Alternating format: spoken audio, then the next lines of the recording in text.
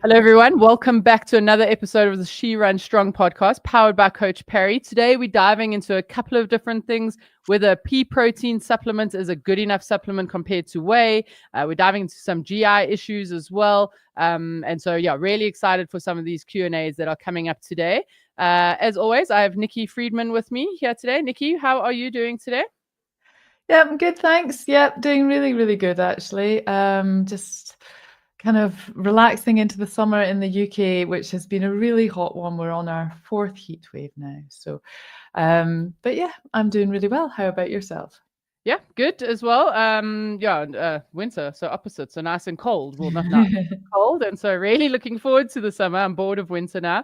I'm actually quite lazy in winter when it comes to running, so it's not ideal. So I'm looking forward to a little bit more of warmer weather coming as it's happening at the moment. This is the year that I've really struggled though, because it's so warm that it's quite hard just running and races. I was at a race yesterday and the 10K, and it was really hot even before we started. And you just end up, even when you start a bit slower, you just end up really hot and sweaty. And I don't know how you guys do it in South Africa and with your races through the summer and all your marathons. Yeah. Look, I mean, they ran early, right? So we start at 5:30 or 6 in the morning. So, and I think that's why I struggle in winter then, because that's my routine of running is early in the morning. And then Right. I Okay. have time to go run in winter. And so then Yes. I'm like, "Oh, I'll run midday." But then you know what happens? Work happens and life Yes. happens. Yes. Just, Uh-huh. I'm looking forward to just, I think the nice thing about Joburg or Pretoria summers is that it's consistent, so I'm looking forward to the consistency of, Right. some Yes. warm weather and yeah, there are some thunder showers, but yes. Looking forward to getting into I have to be training quite consistently now. Valencia is getting closer and closer. So Well, 16 weeks. Well, no, 6 is less than that actually, isn't it? It'll be like about 12 or it's probably something. about 12 or I don't know. I Yeah, try not to keep it exact counts on how many, but yes, we are in getting I'm into losing track. This year's going so fast. I just can't believe where we're at and just how fast this year is going, and the fact that we're looking at those sort of almost Christmas marathons now. I know, that's very scary. Oh my gosh. But yes, let's dive in and you say Yeah, that time has gone so exactly. fast. We've actually got a really awesome feedback from one of our previous Q&As. So Jessica, who's based in the Gold Coast, I don't know if everyone remembers, but she asked a question about treadmill running, and she just sent us some feedback, and she said, "Thanks so much, ladies, for the great advice on scaling running to the treadmill versus flat land. I was over the moon for my 15 minutes of fame. To close the loop, yes, she said she had a great Gold Coast marathon. The on-course conditions were challenging, humidity and insufficient hydration, which, or they struggled, no tables at all. So I and had a few others slowed down quite a bit. I still hit a 5-minute PB though, so well done to Oh, you. well done. And looking forward to Queenstown Marathon in November. So she says, great podcast and I love your work. Jessica, thanks for the feedback and for the question. And just a reminder, if you guys do have questions, there will be a link in the show notes where you can send a video or you can type us a question as well. So yeah, really, we love those. We love hearing from you. If we're not taking them out of the forum on the Coach Perry platform, we're hearing from you guys, our listeners, which is really what we want to hear. So let's dive into it, Nikki, if we Well can. done. Yes. So this first question is from Catherine, and Catherine is based in Toronto. She says, I'm vegan and I'm looking for a whey protein alternative. Should I opt for a pea or a soy protein supplement? Yeah, thank you. Thoughts Well, on I there? guess that's always quite tricky, isn't it? Because we do recommend whey proteins a lot. But the latest research, here has said that pea protein is really effective, and actually, it's something I quite like. I prefer it, and opposed to whey. I find that I've tried a lot of the different protein sources, Yes. and I find personally that actually I prefer the pea protein. So there are some really good pea proteins out there, and definitely worth a look into. Yeah, As for sure. always with these things, it's about what is palatable Yes, and definitely. what you can cope with drinking, eating over time. And I find a really good pea protein that I really like. It's a vanilla flavor that it works for me. So Good. I know, well, I put in my porridge or oatmeal if you're Yes. American, and that works. So yeah, it's definitely a great a great thing to use as a substitute instead. The soy, I don't know so much about that one. Do you know more about Yeah. that one? Maybe So I from think, I mean, I think the thing is, I think it's just changing mindsets. Look, I do think, a lot of the research shows that your animal sources of protein from a natural source, not necessarily supplements, sure. it's always considered to be better. And so we've always just assumed then that whey, look, the thing that is good about whey protein is that it's a leucine based protein, which is really what's important for muscle resynthesis. But the research that's, like you say, the research that's come out at the moment says that the pea protein sources are as effective as whey when it comes to muscle resynthesis. I think that's the key thing there. But I think when it's coming to muscle mass, I think it's shown that the whey protein is still a slightly better or more significant and more effective Yeah. source. But again, if you are vegan, I do think rather opt for a pea protein source. With soy, it almost works out that I think it's 25 grams of whey is equal to 50 grams of soy. So you really have to have a lot of it. Right. So, yeah, whereas the research is saying that the pea protein source is a little bit better, and really that in order for it to be effective, you have to be having around 1.6 grams of protein per kilogram of body weight. So just make sure that you are getting enough in order for it to be effective. I think that's where the difference lies as well. So, but yeah, I think that's good news. For vegans, I've always been told, if you're not having whey protein, it's not good enough. And so this research is helpful, I think, which is good. Yes. Yeah. Oh.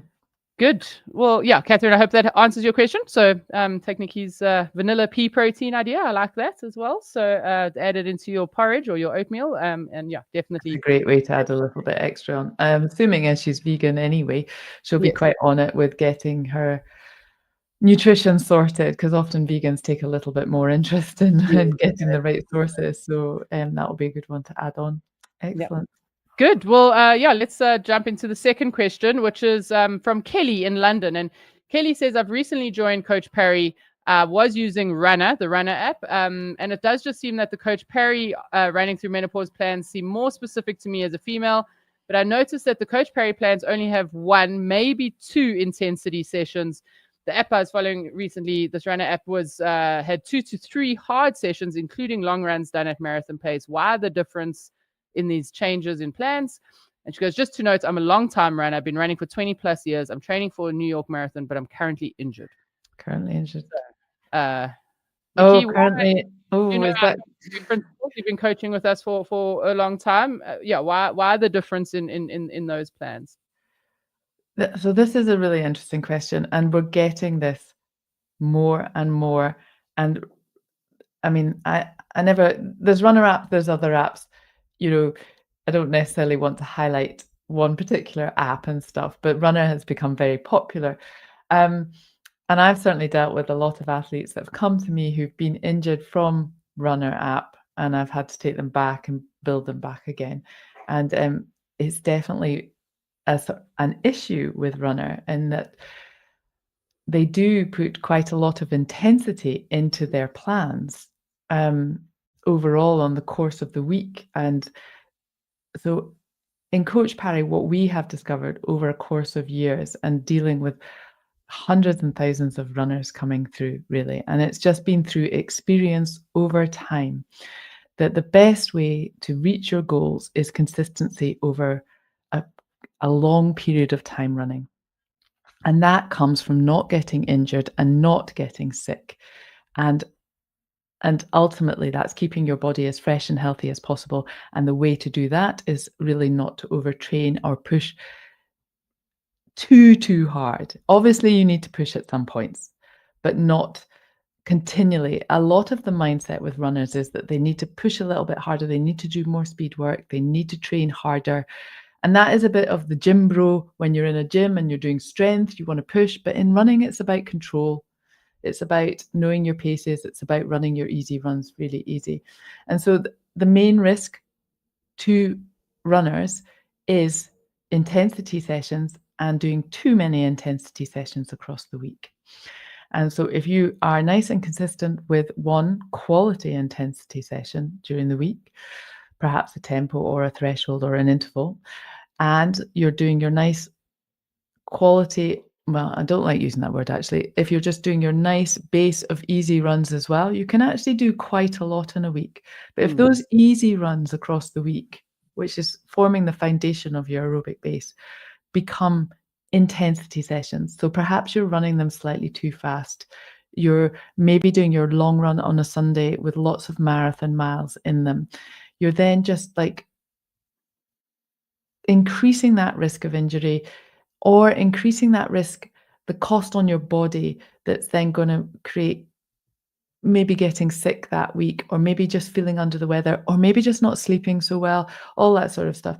So really, this is why the Coach Parry plans are very structured. They do have one, sometimes two sessions a week. I mean, we do place them in. We pick times to push you a little bit harder, but we also factor in a lot of rest and recovery across the weeks. And then the aim being is that you get to your goal race nice and fresh and healthy and uninjured, which is the whole goal of this. And you feel good. Yeah, I think that's the key thing. And I mean, so a lot of what we've based our principles on is that polarized view of training. So, lots of yes, easy running, to build up that engine, and then combined with, so 80-20, so 80% of that building up the engine and that 20% of hard running. And like you say, I think just in our experience, we just see that people, recreational runners are generally running those easy runs too hard, which then means they just don't have the capacity to do the harder stuff at the intensity that they're supposed to be doing it at. So, and you can add on quite a bit extra in a week if it's all easy, as long as it's really easy. I had a WhatsApp message this morning, in fact, from a runner, basically just sort of, I'd done this plan for her, and she's like, I need to do more training this week and more intensity this week. And I was like, you actually don't, and it's funny how that the mentality when you come to running, and even in the first couple of years, are I need to do more speed work, I need to do more this, I need to do, but actually if you just add in those easy miles, that easy sort of base, the chatty pace we call it, if you add in that, go out, chat with your friends, run a bit, you'll actually build a huge amount. And you'll accomplish a huge amount with that training quite quickly, and then have those structured intensity, and they will just like pop you up to a different level quite quickly. But if you are just doing those 2-3 sessions, you're going to end up with a knee injury, an Achilles injury. And I think that's the most common thing with the runner app, I have to say, is people come either with a knee or an Achilles injury because they're just not used to it and they've jumped straight into it. Yeah. And I mean, a lot of the Coach Parry plans as well, you do have access to the forum and the coaches to guide you and help you, so we can nip those things in the bud before they happen as well.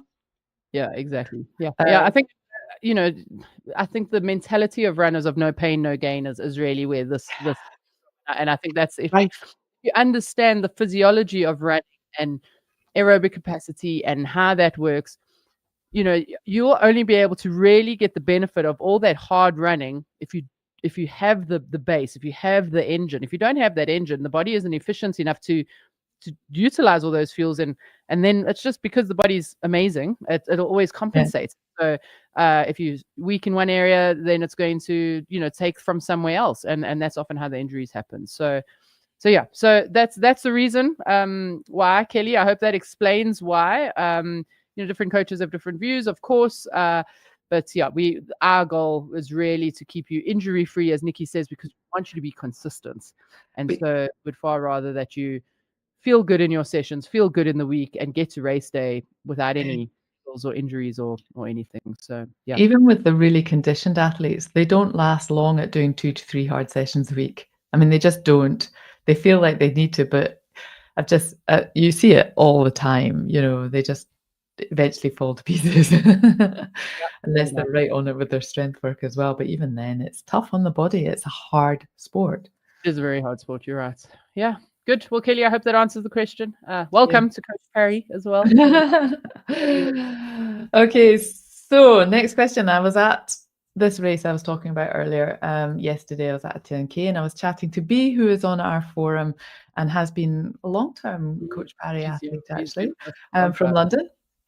And so GI issues. So for her, she's a great runner, actually. I have to say she's done a couple of comrades with us, and Berlin Marathon and London Marathon, super runner. But what she always struggles with is her long runs and just how to prevent GI issues. So we were talking a lot about that yesterday. So I'll throw that question to you, Shona, first, and then I can maybe come in as well. But how would you advise someone on tackling GI issues? If you want to recover from sessions faster, not feel tired all the time, run pain and injury free, and improve your endurance, then be sure to join me in my upcoming training specifically for female runners over the age of 45. In it, I'll share with you my simple 5-step framework that'll transform your running. Simply scan the QR code on screen now or click on the link in the description to save your seats in the training now. We look forward to seeing you there. Yeah, these things are common for runners. I mean, I know it's people always feel a little bit embarrassed to speak about it, but I mean, it's once you run with someone and then it becomes an open conversation. It's because it's so common. One of the things that I found is really, really helpful myself, as well as some of my clients, is to reduce your fiber intake 2 days, maybe 2 to 3 days before your long run, and definitely before your races. I find my vegan athletes really struggle with this because their diet quite high in fiber.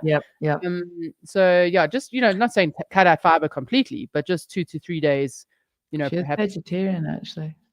Oh, okay, yes, there we go. Yeah, I know that about B. Yeah, that's a good point. So that would be something to consider for B, definitely. But really, like for me, what works as well is just it's trial and error to figure out your different triggers. I love coffee. Well, I don't know what's happened lately. I've gone off coffee, but I still drink tea. And I don't know what's going on, Nikki. But and so I have a bean to cup machine at home. And so before my runs, I was having a like a flat white or something, and eventually figured out, okay, well, the milk in that coffee in the morning is really what's causing my GI issues as well. So that's something that I cut out. So then I was only having like a small Americano. But again, caffeine can also be a trigger as well. So you need to figure out what are your triggers particularly. And then during the long runs, I found if I was having, because you're fueling during your long runs, if it wasn't having enough water with my carb intake, that was sort of distressing the guts a little bit as well. So yeah, those were the things that really worked for me. Nikki, for yourself, your view there? It's interesting. I always suffered from it, or I haven't suffered from it in the last couple of years, but I certainly suffered from it, I would say, in my perimenopause years, interestingly. And I'm not necessarily sure why that was. Maybe it was just, I don't know. I mean, there is a bit about running. Sometimes I go out with people that maybe were slightly faster than me, ever so slightly, but that little bit of intensity, little higher, not quite in your easy pace, was enough. And I could almost feel it straight away. And so I had to be quite on it with folks to say, I'm doing my long run and this is my pace. And let them run off, but just hold back on my pace, because I really find that intensity would just trigger it straight away. But often the issue would be before that anyway. And so for me, plainer foods, eating plainer foods. So that throws back to your reducing fiber, but I hadn't sort of necessarily made that connection. So for me, the night before, my standard meal before a long run is chicken and sweet potato, and I would just have it very sort of solid and plain, and that's it. And then the breakfast as well is the same. It's a very plain breakfast. I would tend to avoid oatmeal because it can be quite fibrous. Bagel, maybe peanut butter. Peanut butter can sometimes add distress to the tummy as well, so you need to be careful with that. And so I would be a lot more plainer foods and just be kind of careful with how I eat, and just eat very far ahead of my long runs. Practicing over time. So I never find gels have worked for me great. And so I just have found other things that I tolerate better. And I tend to use glucose tabs, the tablets. And they don't have enough calories in them. So you fairly have to Yeah. But I find those, and a banana. So a lot of people have a gel at the start of a marathon or a race. I'll have a banana. So it's whether you can tolerate having a food or a gel. Yeah. But yes, so I suppose it's getting into that pre-race nutrition, and then it's sort of practicing the gut over time. But if the gut has already got issues, then I think it's quite hard to practice, because at some point you have to let the gut settle down. And for me, when I had a bad gut with running, it was almost like having an Achilles issue, that you have to give it a couple of weeks of not running to let the whole thing, 'cause it's clearly inflamed anyway, and then start back carefully. So, but that's definitely trial and error, and going a little bit, giving a little bit back, playing with different things. I think that's quite key. But and then on a practical issue is just like taking a little bit of stuff with you to be prepared to jump into a bush, and then if you have to go quickly. Learn how to go quickly. I love that. You don't want to be wasting time on race day, but if you've practiced going quick, then hopefully you've got that down. Well, that's it. You need to get in and out of the portaloos really quick, and just if you have to go, just like use it to do a little bit of breathing as well, and have a little rest as you kind of, it's not a fun issue. And I mean, I had years that I would plan all my run routes past toilet blocks, so that I was always knew that they were there's a toilet block coming. It's not fun, but it is a very common runners thing. And I would say, I think intensity is one of the big things here. So it really is about making sure your easy runs are easy. Definitely. Okay, good. Well, B, I mean, I know you'll run with Nikki anyways, and I'm sure you'll chat about that more. But for those of you who don't get to run with Nikki, or hopefully that helps out a little bit as well. Yes. Good. Let's jump on to our next one, which is from my hometown, which is quite cool. So Masibulela is from Johannesburg, and she's saying, I'm trying to run in zone 2. So I'm glad she's listening to our podcast and running zone 2, Nikki. But she goes, but my zone 2 seems to be very fast. I'm constantly out of breath. Am I doing something wrong? No, not at all.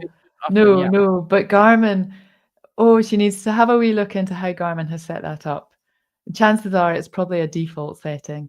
And so Garmin do everything in a default setting. So it's going to be based, the Garmin Zone 2 is going to be based on her max, a percentage of her max heart rate. So it's about 60-70% of her max heart rate. And they'll have just taken that off her age that she's put in.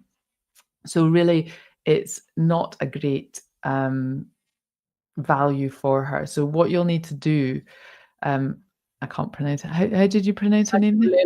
But you can say Masi. That Masi would be a Masi. So Masi, you'll need to go in and customize that settings, those settings, if you want to go off your Garmin settings for Zone 2. And the best way is probably to go into Garmin Connect and set it all up. And there's various ways to do that, which are quite complex. Now, have you taken this off our forum? Because if you're on our forum, we do a thing that we set your zones off threshold paces. So we have a wee test that we do, which is a hard effort over about 30 to 40 minutes. And we can get your average pace from that. And from that, we can work out your zones, and it's pretty accurate. And it'll be unique to you and your fitness at the time, which is what's perfect about it, really, because it's quite difficult to get your maximum heart rate. So if you do a Garmin test, you'll need to be making sure, first and foremost, that you're wearing a heart rate strap anyway. So don't go off the watch values. Make sure you've got a heart rate strap round your chest. And then I'm not sure how they do the test. I think they actually have a test on their watch that they do, but going up to your max heart rate, that's going to be quite tough if you're not in a lab.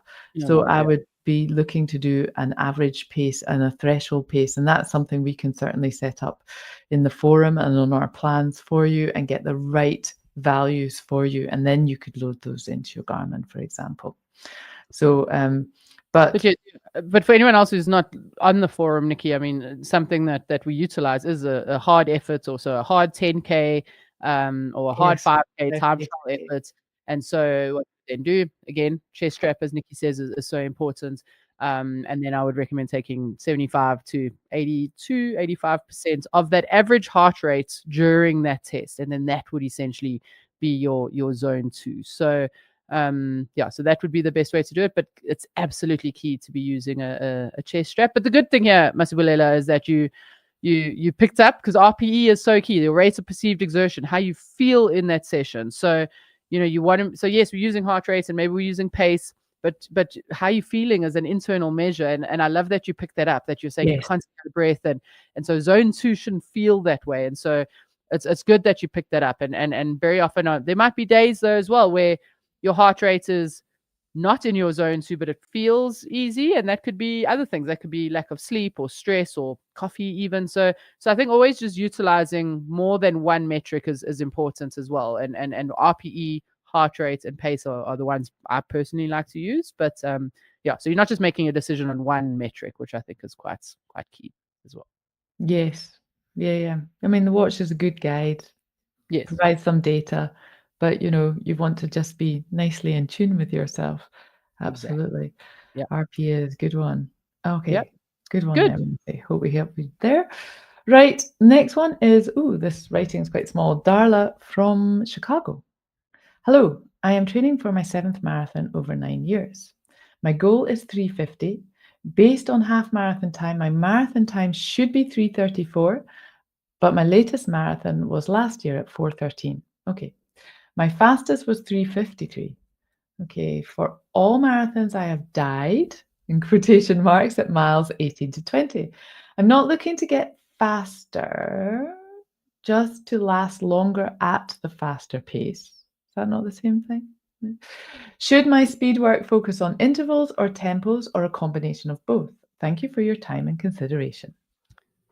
Good, Darla. Thank you for the question. Thanks for sending that in. So I think the key thing here, so she doesn't mention what her half marathon time is, Nikki. So No. a lot of people go, oh, well, my half marathon says I should be running X marathon time. So the key thing is, for 3:30 or 3:34 marathon, you're hoping that your half marathon is in and around 1:40, 1:40, 1:45, perhaps. So I think that's the first thing, to gauge that you are reaching for attainable goals, right? You want to make sure that your goals are attainable. I do think that's the first thing. So hopefully that is the correct thing. But it might be worthwhile before your next marathon to focus on some. I don't like using the word 10K speed, but like that 10K stamina almost. Where you just being able to sustain harder endurance. Yeah, that's speed endurance. Thank you. Yeah, and so that might be a good idea. And because very often we see this with athletes that just go marathon to marathon to marathon, as they struggle with that 18 to 20, 22 mile mark anyways, because they're just doing this endurance and they don't have any of that speed endurance aspect to it. So I mean, assuming you have a base because you've been running marathons for a while. I would like to put in perhaps some steady state or some threshold work there. Again, that doesn't mean that that's all you do, right? We still work on our 80-20 principle that we're talking about.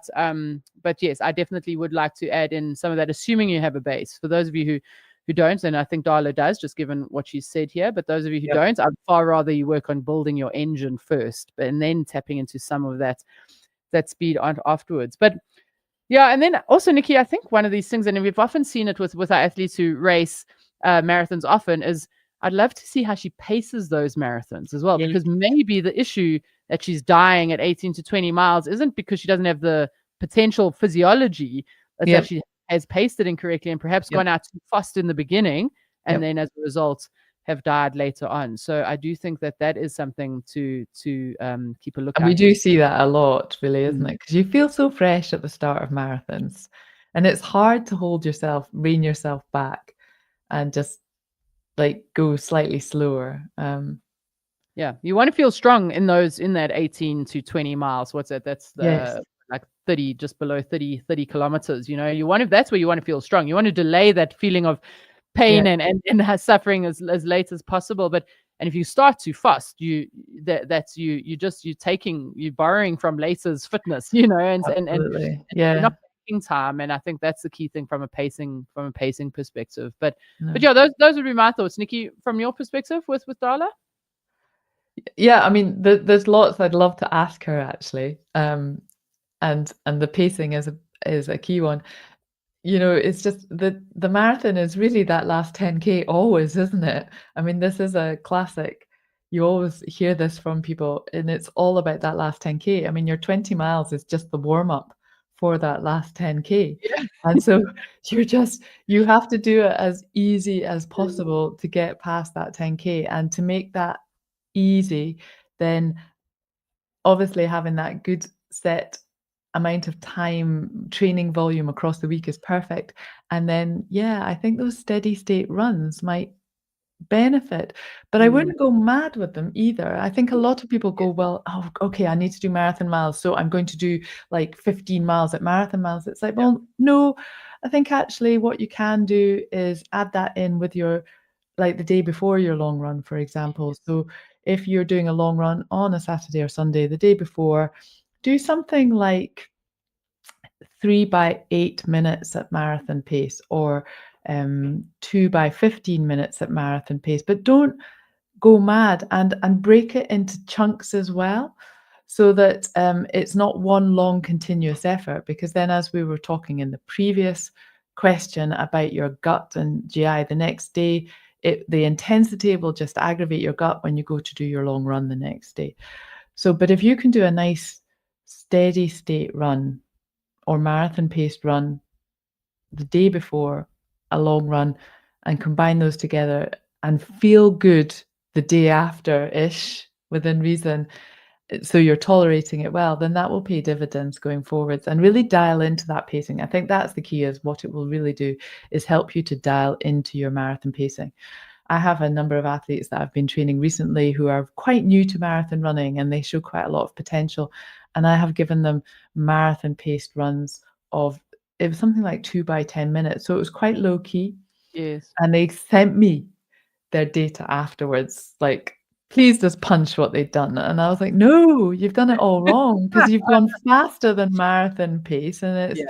you know, and I'd actually rather you go slower. And they're like, what did I do? And it's like, actually, what you really, really need to do is dial into your paces Mm, and really feel those paces and know those paces, so that when you start off, you're not tempted to go too fast. too You just fast. Yeah. absolutely know those paces, and they feel almost ridiculously easy to you at the start. I mean, Yeah. that's the hope always and stuff. Yeah, you shouldn't feel absolutely shattered after those runs. No, They no, no, no, absolutely not. hard, but I would say like a 6 or 7 out of 10, maybe 7, but yeah, you Yeah. definitely be pushing. The whole point of those runs is that we're teaching our body to utilize fuel at a far more effective source. So that Mm, lactate threshold. So just as a reminder, just very quickly, lactate isn't the negative thing that makes you stiff and mm, sore. It actually gets reutilized in the cell as a source of energy. And so what we're doing is we're teaching our body to push that threshold and utilize that fuel again, that lactate, back into the cell. And so if you push too fast, you're not going to be in that right zone, and if you're going too easy, you're also not. So it is. I think Nikki's spot on there about dialing into your pacing, which is yeah, key, and not doing too much of that. And as we answered the question earlier from Kelly as well, is that doesn't mean now that you must go and do your long runs at marathon pace and another steady state run and a speed session. Yeah, but I would definitely check before you actually change anything in your training, check your pacing for your marathons, like how you actually pace on race day as well. And then yes, I mean, I do think you'll benefit from some of those steady state runs for yeah. sure. And we haven't Cool. even mentioned the word nutrition in that, but there would be a whole thing of nutrition too, to Absolutely. check that she's actually got that on par too. So, but that's maybe for another question another time. But yes, Yeah, nutrition would play a key factor there too. So just checking that she's got that definitely. No, that's a nailed that's a down. good point. I think, yeah, sorry, Nikki, that's an excellent point, because if you're doing the training and you're pacing your marathon well, but you're not having your nutrition, all of that is in vain. So, yep, I think all of those points are absolutely key. I So, know. It's all a learning circle, and that's the thing in your marathon training plan. Really, when you come to those long runs at the weekend, it's about a whole load of practice for race day to really dial in. And I think a lot of people see those long runs almost as the race, and they're kind of go, "Oh, I did it in this time." It's like, well, no, the idea was to practice what you need to do, and that's why having, I mean, a good one-to-one coach, I guess, is good, because they will really help you hone in on what you're needing to do. Or in the platform, we'll do the same too. There, we'll give you plans and strategies there. So Yeah, interesting question. I hope the next marathon is a good one for you. Just dial into that pace, really. Good stuff. Right. Okay. Anything to add on there, Shona? No, that's it. I think we've hit the nail on the head there, Nikki. So, Darla, I hope that helps. And yeah, everyone, thanks so much. These are great questions. It's really cool to be getting some more questions in from our listeners. Not just Yeah, from our forum, which is really definitely. really cool. So please send in some video questions. We like seeing your faces as well. You guys get to look at Absolutely. ours. So yeah, send those in as well. Or But yeah, even just pop them down below if you're watching on YouTube. That'd be great. If you pop any down below, or if you have any comments or suggestions, that's great too. Just pop them down below. Otherwise, I think that's us for today. Thank you all for joining us, and we'll see you next time. Cheers. Bye. bye everyone.